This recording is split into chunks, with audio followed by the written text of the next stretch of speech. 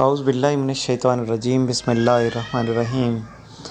Urdu point 313 کے ساتھ ہم آپ کی خدمت میں ایک نئی ویڈیو لے کر حاضر ہوئے ہیں۔ آج کی ویڈیو کا عنوان ہے اسم اعظم کیا ہے۔ ایک بزرگ سے ان کے شاگردوں نے پوچھا کہ اللہ کا اسم اعظم کیا ہے؟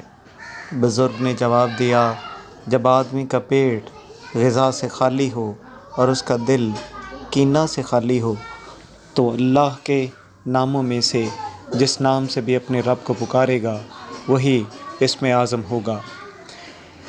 گویا اسم اعظم کا تعلق اسم سے نہیں بلکہ کیفیت سے ہے۔ اسم اعظم وہ ہے جو اعلیٰ کیفیات کے ساتھ زباں سے نکلے۔ کیفیات کی عظمت کسی اسم کو اسم اعظم بناتی ہے، نہ کہ حروف تہجی کی عظمت کو۔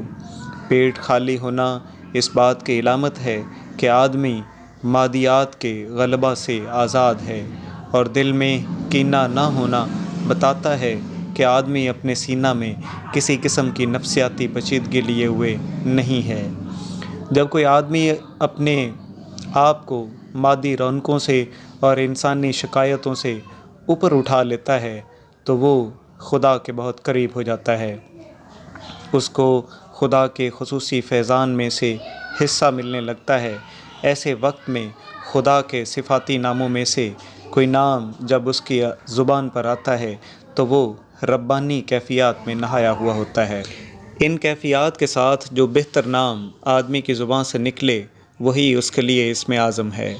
کچھ لوگ اسلام کے معاملہ کو پاک کلمات کا ایک پراسرار معاملہ سمجھتے ہیں۔ ان کا خیال ہے کہ اسلام کے کچھ خاص عربی الفاظ ہیں جن میں طلسماتی اوصاف چھپے ہوئے ہیں۔ اگر کوئی شخص ان پاک الفاظ کو یاد کر لے اور زباں سے ان کو ادا کرے تو ان کے صرف ادائیگی سے کراماتی نتائج ظاہر ہونا شروع ہو جائیں گے۔ دنیا میں آل و اولاد میں برکت ہوگی اور آخرت میں جنتی محل بننے لگیں گے۔ ان کے نزدیک ان بابرکت کلمات میں سب سے زیادہ اونچا اسم اعظم ہے، مگر یہ محض بے بنیاد خیال ہے جس کا کوئی ثبوت کتاب و سنت میں موجود نہیں۔ اسم اعظم حقیقتاً حروف کے کسی مجموعہ کا نام نہیں بلکہ کیفیات کے مجموعہ کا نام ہے۔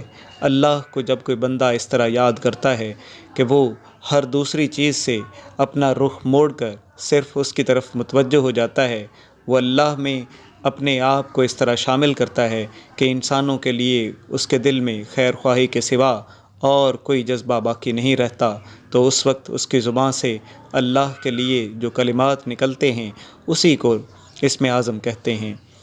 اسی لیے قرآن مجید میں کہا گیا ہے، کہو کہ تم اللہ کہہ کر پکارو یا رحمان کہہ کر پکارو، جس نام سے بھی پکارو گے تو اس کے سب نام اچھے ہیں۔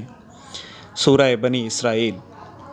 اللہ خالق بھی ہے اور مالک بھی، وہ رحیم بھی ہے اور اکبر بھی، وہ سب کچھ ہے۔ جس برتر نام سے بھی آدمی اس کو پکارے وہ اس کے لیے جائز ہوگا۔